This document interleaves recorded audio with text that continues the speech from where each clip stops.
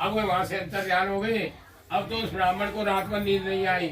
सवेरे उठा, उठ करके अपना नित्य क्रियाक्रम किया और वह भिक्षा के लिए चल दिया। तो कहा है कि अन मांगी मोती मिले, मांगी मिले रवि। भगवान की ऐसी कृपा हो गई कि उस दिन उसको भिक्षा में बहुत सा धन मिला। धन लेकर पूरा ब्राह्मण अपने सिर पर लकड़ियों को रख करके और ऐसे नगर में गया कि वहाँ बड़े श्रद्धालु और बड़े धनवान लोग रहते थे। ऐसी सुंदर नगरी में गया, भगवान की ऐसी कृपा हो गई। कहा है कि जब कर्म फले सब फले और भी व्यापार, भगवान की ऐसी कृपा हो गई कि दिन दूना रात चौगनी उन्हीं लकड़ियों का दाम उसको चौगना मिला। अब नाम लेकर के बड़ा प्रसन्न हुआ और उसने अपने मन में विचार किया कि ना जाने कुछ है जो मैंने और ये संकल्प किया था कि जो लकड़ी बेचने में धन प्राप्त होगा उसे मैं सत्यनारायण भगवान जी के व्रत में अर्पण कर दूंगा।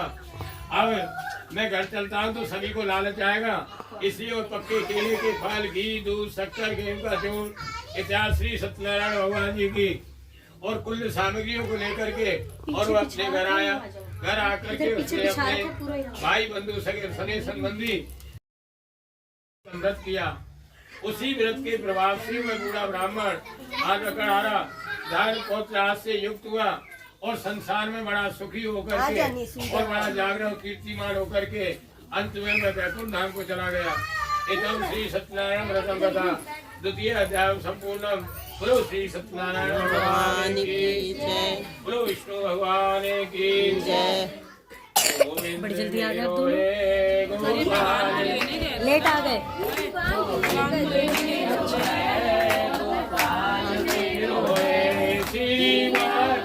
बिहारी लाल मेरो है, श्री भागे बिहारी लाल मेरो है, मेरो है गोपाल मेरो है, भागे बिहारी नंदलाल मेरो है। टिक्का लगाओ, टिक्का जय जय।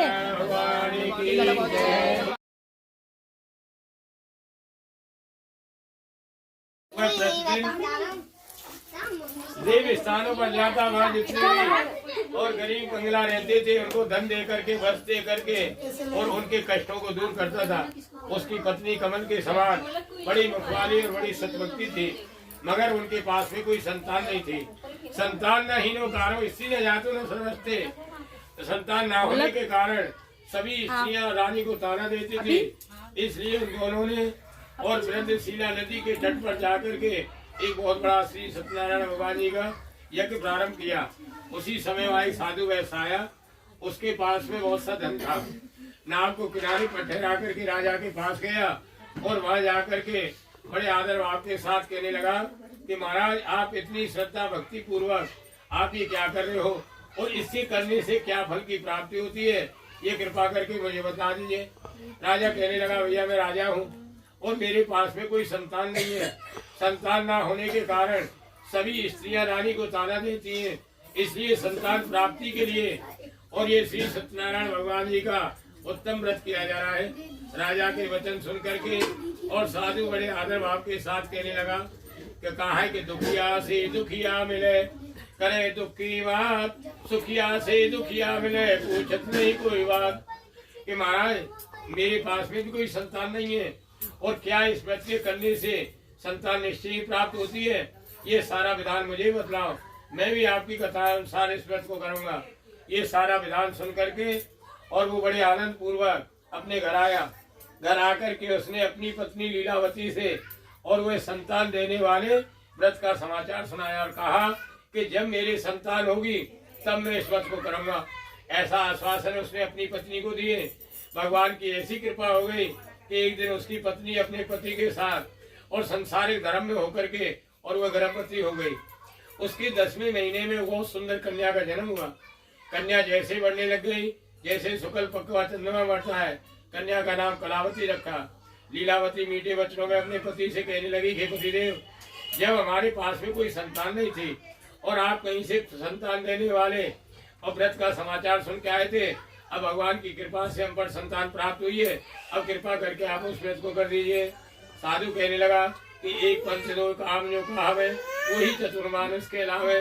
कि हे प्रिय, अब ये पुत्री प्राप्त हुई है, जब ये विवाह के योग होगी, जब इसका विवाह करेंगे उसी समय और श्री सत्यनारायण भगवान जी का व्रत करेंगे। ऐसा आश्वासन उसने अपनी पत्नी को दिए और वह साधु व्यापार करने के लिए चला गया। जब काफी दिन में वह व्यापार करके लौटा तो लौटते समय उसने क्या देखा कि जो उसकी पुत्री जो थी वो अपनी सहेलियों के साथ और अपने नगर में खेल रही थी। जब उसने अपने मन में विचार किया कि अब पुत्री विवाह के योग्य हो गई है, तो तुरंत ही अपने दूतों से कहा कि भैया पुत्री के वास्ते सुंदर और सहयोग वर देख करके लाओ। उसकी आज्ञा पाकर के दूत कंचनपुर नगर गए और वहाँ बड़ी खोज मांग के और एक बहुत सुंदर वर को ले आए। उस सहयोग वर को देख करके और उस साधु ने अपनी पुत्री का विवाह उसके साथ कर दिया। मगर कहा है कि जिसको दुखिताली दर्जी उसकी मत पहले ही हर गई। अब तो वह विवाह के समय भी व्रत करना भूल गया। भगवान ने कहा कि मनुष्य मूर्खम श्रेष्ठम सर्वस्ते, कि मनुष्य तो मनुष्य को धोखा देता है, मगर ये मेरे को धोखा दे रहा है। भगवान ने कहा इसी कार्य कुशल अब तुझे बहुत दुख प्राप्त होगा।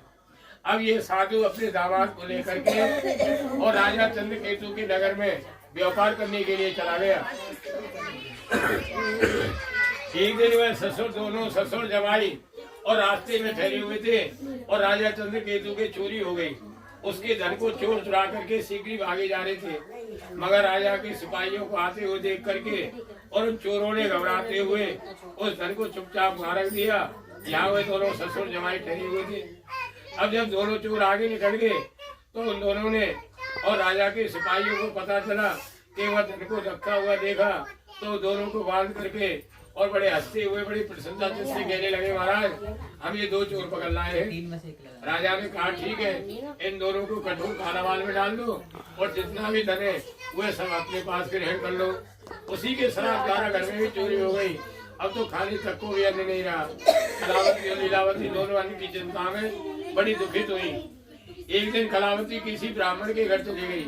वहाँ क्या था कि उस समय वहाँ श्री सत्यनारायण भगवान जी का व्रत और कथा हो रही थी। जब ये कथा स्मरण करके और व्रत श्रेष्ठम धरूपम समझते तो रात को घर आई तो उसकी माँ कहने लगी कि हे बेटी अब तक धोखा रही है, तेरे मन में क्या है? कलावती कहने लगी हे माँ, मैं ब्राह्मण के घर गई थी और वहाँ श्री सत्यनारायण भगवान जी का व्रत और कथा हो रही थी। ये कथा स्मरण करके और प्रसाद ग्रहण करके मैं आई हूँ। जब माँ ने ऐसे वचन अपनी बेटी से सुने तो माँ कहने लगी हे बेटी बहुत दिन पहले हमने भी इस व्रत को बोला था, मगर आज तक हम वो व्रत नहीं कर पाए। ना जाने उसी के कारण ऐसा हुआ हो। उन दोनों ने भगवान की पूजा की तैयारी करी और वर मांगा कि मेरे पति और मेरे दामाद जो दोनों बाहर व्यापार करने के लिए गए भगवान शीघ्र वापस आ जाएं। ऐसी प्रार्थना करने से भगवान प्रसन्न हो गए और उसे राजा चंद्रकेतु को सपने में दर्शन दिया कि जो तुमने दोनों केदी जो किए हैं वे दोनों निर्दोषी हैं। उन दोनों को प्रातः काल छोड़ दो, नहीं तो तुम्हारा राजपाट सब कुछ नष्ट हो जाएगा। शुभम सत्यम श्रेष्ठम सर्वस्थिते, सुबह का जो सपना होता है वह निश्चय सत्य होता है, शुभ हो या शुभ हो।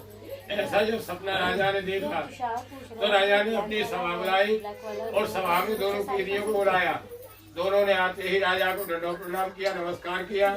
अब राजा मीठे वचनों में कहने लगा कि हे मान भावो, हे मान शीलो, तुमने बहुत दुख पाया है, अब तुम ऐसा कोई भय मत करो। ऐसा कहकर के उनको नए नए वस्त्र पहनाए और जितना भी धन दिया था उससे दूना धन दे करके बड़े आदर भाव के साथ दोनों को विदा किया। दोनों वैसे अपने अपने घर को चल दिए। एथम श्री सत्यनारायण व्रतम कथा तृतीय अध्याय संपूर्ण। बोलो श्री सत्यनारायण भगवान की जय, बोलो विष्णु भगवान की जय। श्री राम जय राम जय जय राम, श्री राम जय राम जय, सीताराम सीताराम सीताराम जय, जय विधि राधे राम, जय विधि सीताराम सीताराम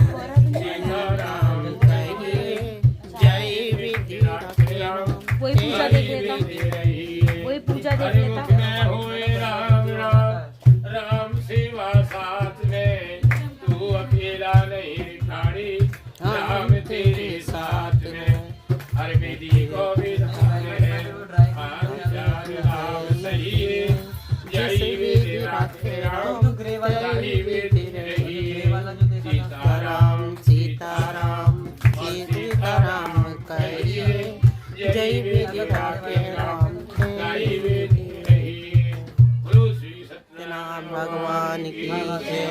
बोलो विष्णु भगवान की जय।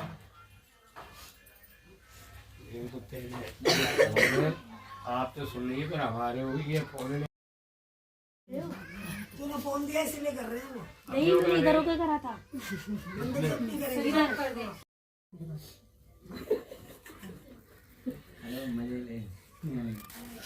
अब सूर्य कहने लगे हे ऋषि सुनो, मैं और भी एक कथा कहूंगा, ध्यान पूर्वक सुनो।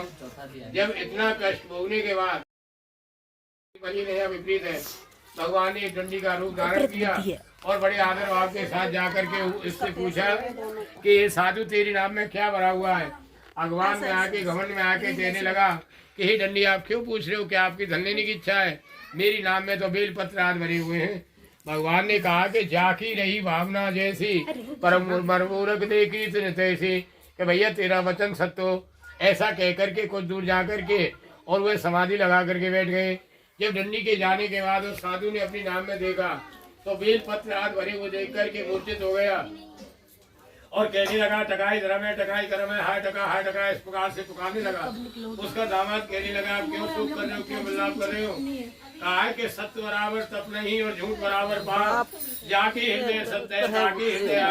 अतका भला न बोलनाथ की बलि न चुप, अतका भला न बरसनाथ की बलि न दो। रूखा सूखा खा के ठंडा पानी पी, देख बराई चूपड़ी क्यों ललचावे। भगवान का दामाद कहने लगा कि अगर आप उनकी शरण में चले तभी हमारी मनोकामना पूर्ण होगी, वरना इसका कोई उपाय नहीं है। दामाद के वचन सुन करके और वो साधु बड़े आनंद था और डंडी महाराज के पास में गया।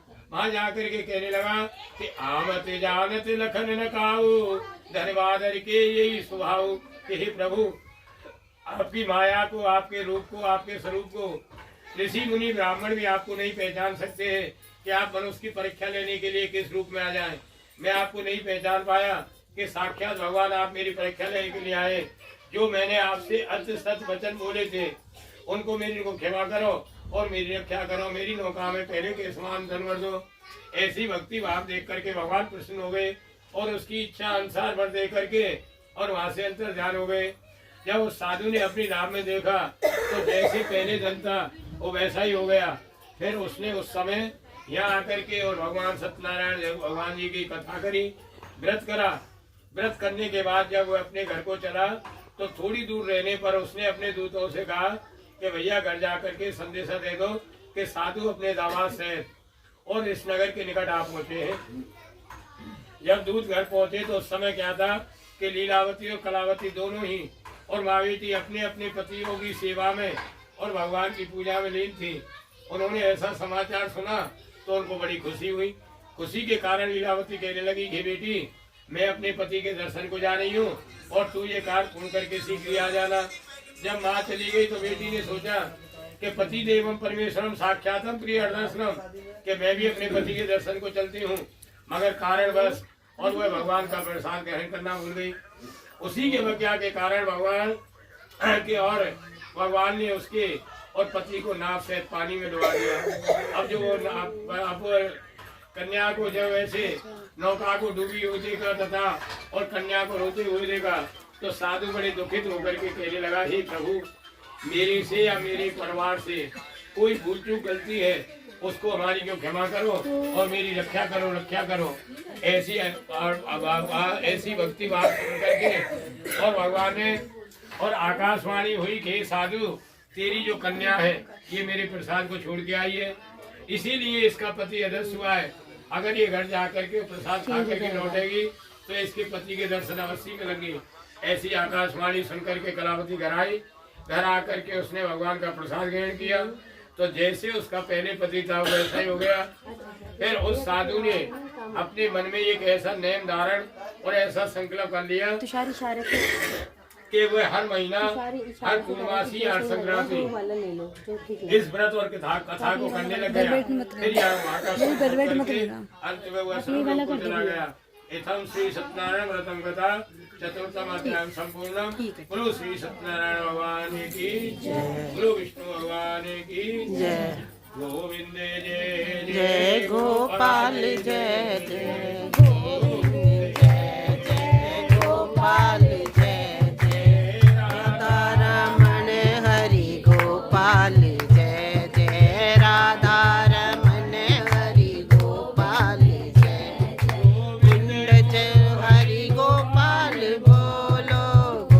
गोविंद बोलो हरि गोपाल बोलो राधा रमन हरि गोपाल बोलो राधा रमन हरि गोपाल बोलो। बोलो श्री सत्यनारायण भगवान की जय। बोलो विष्णु भगवान की जय। अब सूर्य जी कहने लगे हे ऋषि सुनो, ये कथा को ध्यानपूर्वक सुनो। एक जितेंद्र राम का राजा था। वह पहले समय और वह जंगल में जाता था, वहाँ शिकार खेलता था। तो वहाँ एक बहुत बड़ा बर का वृक्ष। तो पहले समय जो ग्वाल वाल जो थे वो जंगल में ही मंगल करने लग जाते।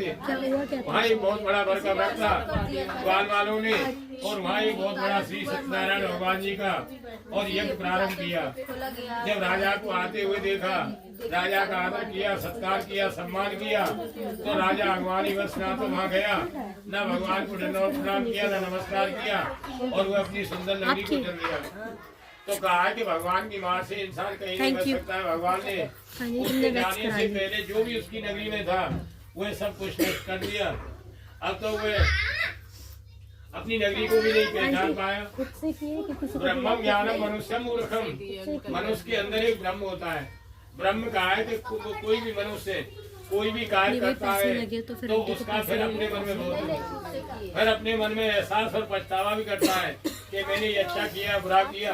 तो वह अपने मन में विचार करने लगा कि ना जाने ग्वाल वालों ने और वहाँ श्री सत्यनारायण भगवान जी का यज्ञ रखा था, ना तो मैं वहाँ गया, ना मैंने भगवान को दंडवत प्रणाम किया, ना नमस्कार किया, न जाने उसी के कारण ऐसा हुआ हो।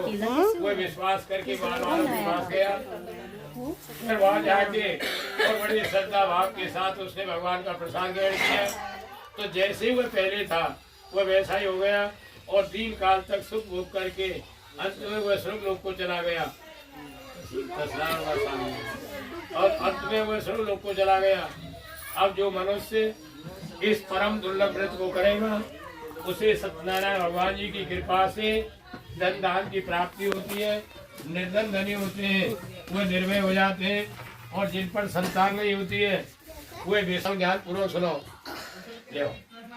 वृद्ध सतानंद ब्राह्मण ने और सुदामा का जन्म लेकर के और मुख को पाया। उनका मुख नाम का राजा दशरथ होकर के और बैकुंठ धाम को प्राप्त हुआ। राजा जो पहले समय जो लकड़ आ रहा था वो एक ग्रह नामक कबील था। उसने भगवान रामचंद्र जी की सेवा करके और अपने जीवन को भक्त किया।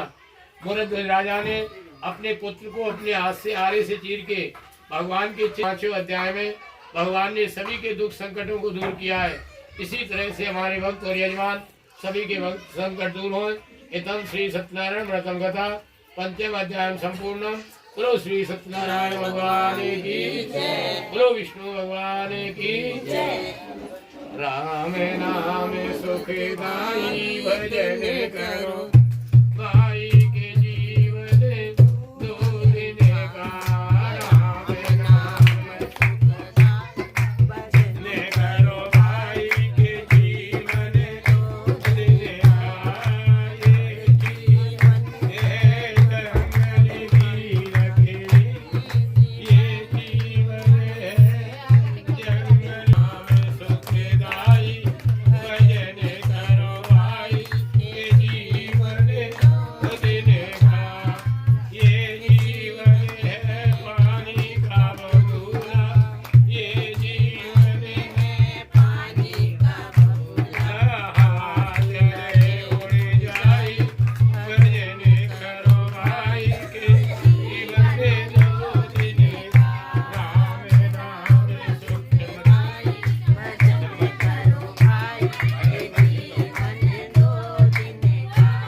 ये जीवन है किराए की झोपड़ी, ये जीवन है किराए की झोपड़ी। ना जाने कब खाली करे जाई, भजन करो भाई के जीवन 2 दिन का।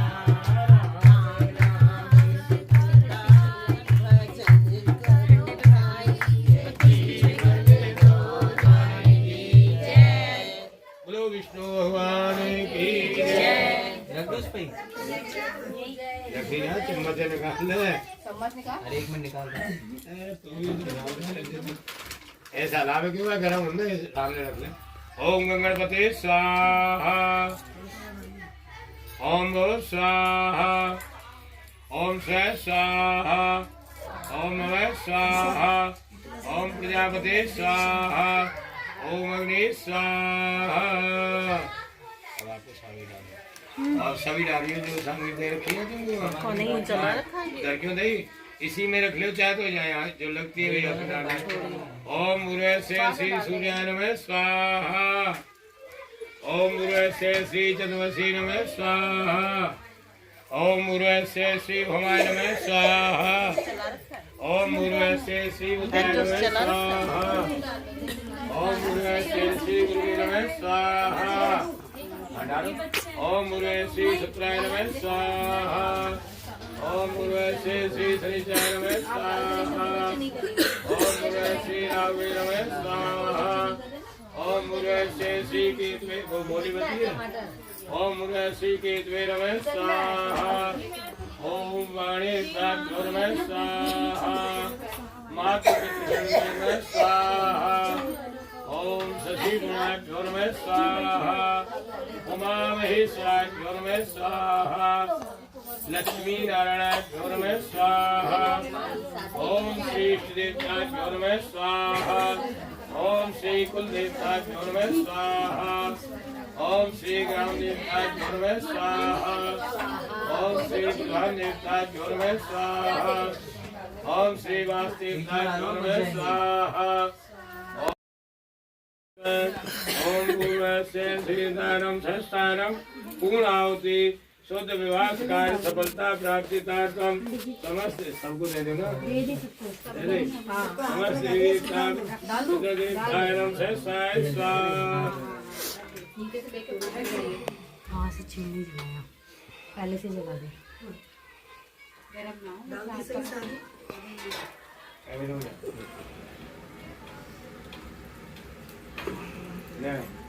बंद ये वो रख दे नीचे रख दे नीचे रख ये पकड़ आराम से ना यहाँ बीच में रख। ओम पूर्णमदा पूर्णमिदं पूर्णकामं पूर्णमेवावशिष्यते ओम भो ओम स्वयं भव ओम स्वयं स्वाहा। रख दे रख दे रख दे रख दे छोड़ दे। बोलो ये तो पुरुष भगवान की जय। अब छोड़ दो जो भी है सामग्री समय छोड़ दो छोड़ दी। ओम रो एक पुरुष भगवान की जय सत्यनारायण भगवान की जय।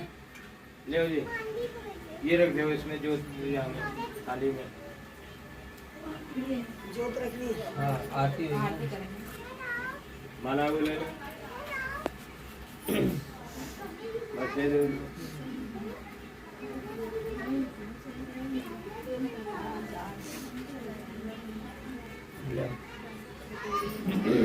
गजाननम् उत्कलादिसेवितं कपितजम्बूफलचारिवक्षणं उमासुतं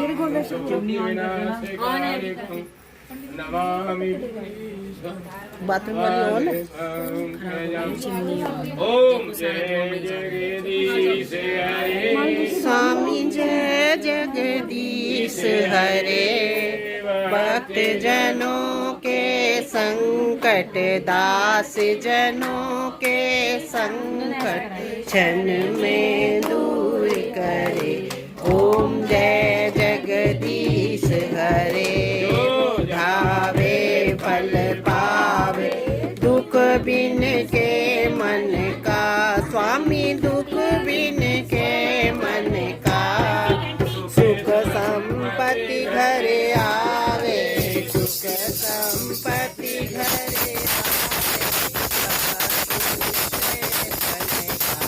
ओम जय जगदीश हरे पिता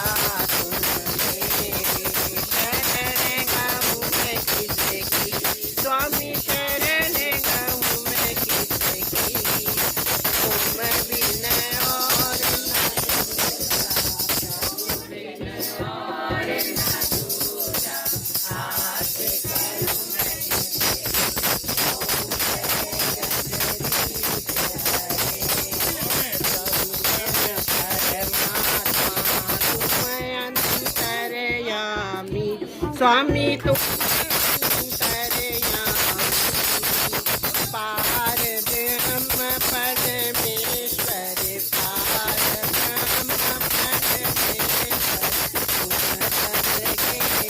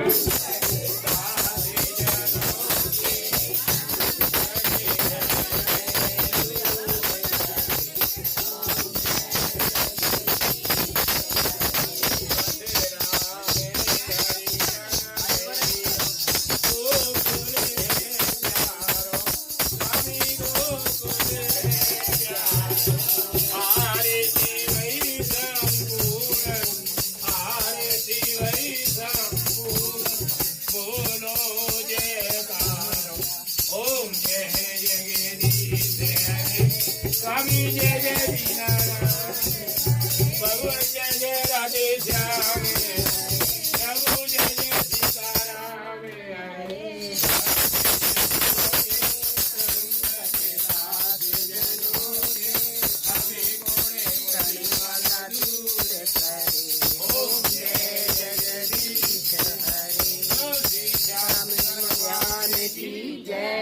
सत्यनारायण भगवान की जय। बोलो विष्णु भगवान की जय। बोलो भक्तोर भगवान की जय। जय जय श्री राधे, जय जय श्री राधे, जय जय श्री राधे। पवन तने संकट हरने, मंगल राम लखन सीता सहित, हृदय बसो स्वरभूत, सियापति राम जय जय राम। मेरे प्रभु राम जय जय राम, करो कल्याण सीताराम। पवन सुत हनुमान की जय, उमापति महादेव की जय, अपने अपने माता पिता की जय, गुरु गोविंद की जय, मस्ती नगर की जय, गौ माता की जय, बोलो भाई सब संतन की जय, सनातन धर्म की जय, धर्म की जय हो, अधर्म का नाश हो, प्राणियों में सद्भावना हो, विश्व का कल्याण हो। बोलो सचिया जोता वाली माता तेरी सदाई जय। बोलो सच्चे दरबार की जय। अब सुनो।